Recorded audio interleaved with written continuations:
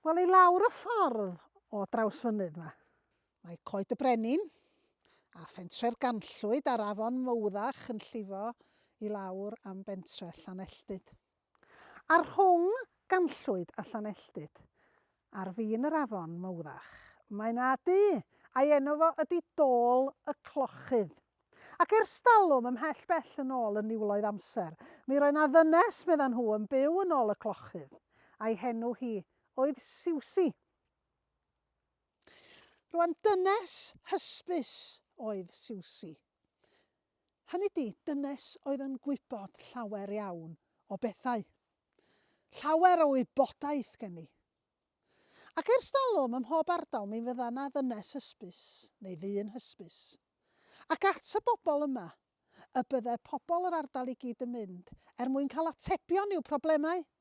Os oedden nhw'n sâl neu dolur gennyn nhw.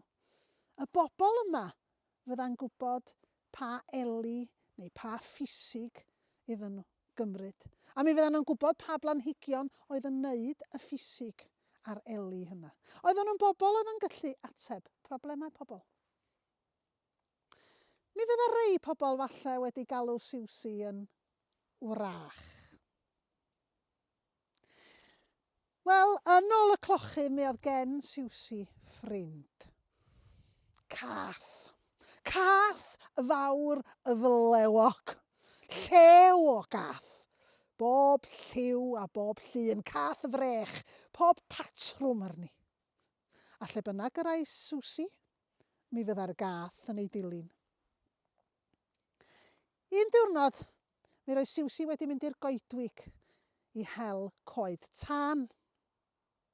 Ac wrth gwrs, mi roedd y gath hefo hi.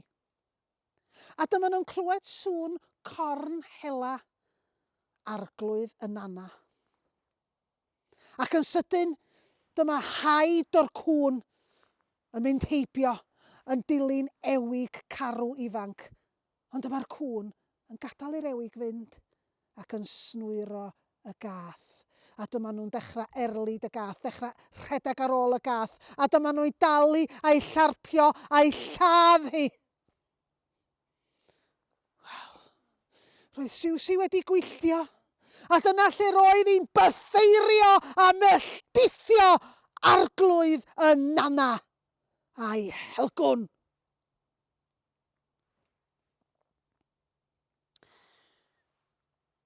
Byth ers y digwyddiad yma. Bob tro y byddai'r arglwydd y nana a'i gŵn hela allan yn hela yn Coed y Brenin ac yn erlid ceirw, mi fydda 'na ewig yn ymddangos.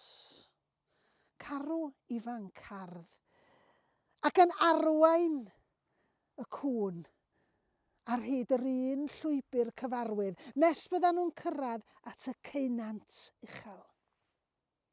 Ac mi fydda'r ewig yn llamu yn ysgafndroed dros y ceunant gan lanio o'r ochr arall yn ddiogel a throi at y cŵn a'i herio nhw i'w dilyn. Ond wrth gwrs cŵn oedden nhw. Doedden nhw ddim digon ysgafndroed i lamu dros y ceunant ac felly roedden nhw'n cael eu gadael o'r ochr arall. Ond un diwrnod, dyma'r ewig yn neidio yn llamu dros y ceunant, a'r cŵn ochr arall yn sgyrnygu ac yn cyfarth. A dyma arglwydd y nana yn ei hwsio ymlaen, yn ei hysio ymlaen. A dyma'r cŵn yn neidio un wrth un dros y ceunant, a phob un yn methu cyrraedd yr ochr arall ac yn cwympo i'w marwolaeth yn y creigiau islaw. Ac mi gollodd o bob un o'i gŵn hela drwy drio'u cael nhw i lamu ar ôl yr ewig.